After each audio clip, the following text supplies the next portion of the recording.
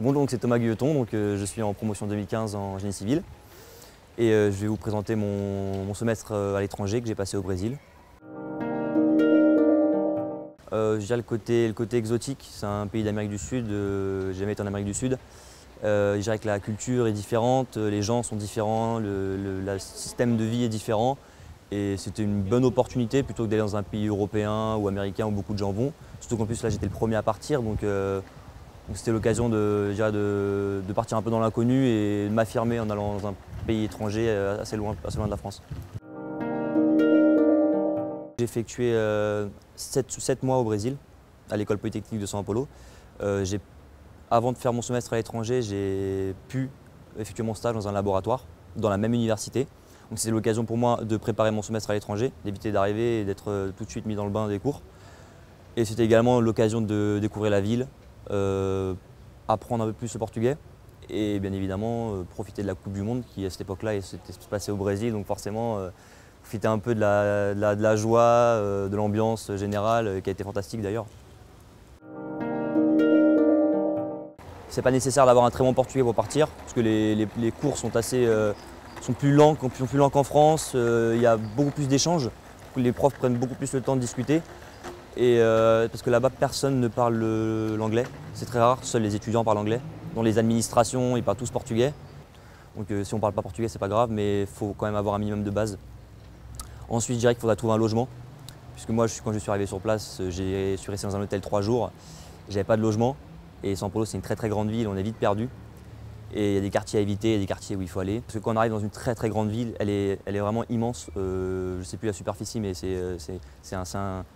c'est des gratte-ciel partout, des routes, pas de verdure, donc on est vite un peu asphyxié par la ville, on est vite perdu. Donc je dirais se renseigner, rencontrer peut-être des gens au préalable qui peuvent nous aider et apprendre le portugais. C'est différent dans leur fonctionnement, on parle beaucoup plus avec le prof, c'est plus d'échanges, beaucoup d'échanges. C'est très rare qu'on ait des TD par exemple, en France on a des TD qui sont séparés des cours. Là c'était des petites classes de peut-être 30, 40 personnes. Et en fait, vous parlez beaucoup. Après, c'est assez spécial, en tout cas dans l'école où j'étais.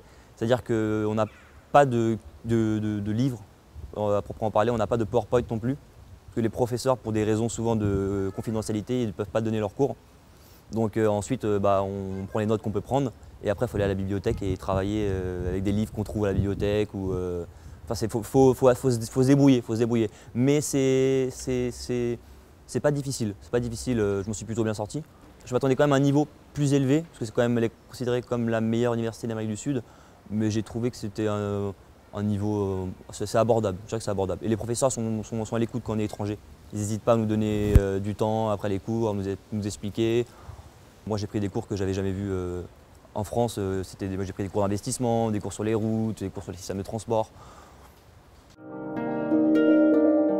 Mais déjà de manière générale, les gens sont très accueillants, ils adorent les étrangers. Ils nous appellent les gringos là-bas. Mais c'est vraiment une culture, voilà, ils veulent vraiment en apprendre sur vous, ils vont vers vous, ils échangent très facilement. Mais vraiment très facilement, il n'y a pas la barrière de la langue, elle n'existe plus, peu importe d'où on vient. C'est vraiment, ils nous accueillent les bras grands ouverts, quoi. Ça m'arrive des fois de connaître une personne au bout de 2 minutes et puis elle va me faire un câlin, quoi. Ils sont très très tactile, beaucoup de chaleur, ouais, il y a beaucoup de chaleur, ils sont très chaleureux. C'est peut-être même le pays, c'est le plus simple de faire des rencontres, de rencontrer des gens. Et on crée des liens assez facilement, parce que les gens débarquent, ils sont comme nous, ils veulent rencontrer des gens, ils veulent s'amuser également, ils veulent voyager, donc c'est très très simple de faire des rencontres. Ça m'a vraiment changé pour le coup, vraiment je le considère comme une grande étape dans ma vie. Il y a eu un avant Brésil et un après Brésil. J'ai gagné en confiance en moi, je m'ouvre beaucoup plus facilement aux gens, j'ai envie de rencontrer bien plus de gens. Alors qu'avant j'étais plutôt fermé. Là, le fait de partir à l'étranger, loin de sa famille, on connaît personne. Moi personnellement, j'avais pas trop prévu mon voyage, donc je suis arrivé à São Paulo, je connaissais personne et il fallait se débrouiller. Donc ça forge. En plus, ça permet d'apprendre une nouvelle langue. Mais je dirais qu'on s'ouvre beaucoup. C'est ce que je retiendrai. Pour mon stage de 5e année que j'ai fait chez Bouygues, Ça fait vraiment un gros plus. Ça fait vraiment un gros plus. Je sais que j'arrive pas à me départager des candidats, mais il y a ceux qui partent à l'étranger, ceux qui sont jamais partis à l'étranger. Et même après, si je veux faire une expérience à l'étranger, en général, c'est assez conseillé d'avoir déjà une première expérience. Et les entreprises, pour elles, c'est qu'on sait se débrouiller et qu'on a envie d'aller de l'avant. Pour conclure, c'est une expérience à faire, c'est incroyable. Moi, je dirais que c'est incroyable, c'est une expérience à faire. On fait de très bonnes rencontres, on en ressort grandi, on gagne en confiance en soi. Et puis, on a beau en parler, mais faut le faire. Faut le faire et puis, je pense qu'il n'y a pas de mauvaise expérience. Toutes les expériences sont à prendre et partir à l'étranger, en particulier au Brésil, c'est incroyable. Ça, c'est incroyable.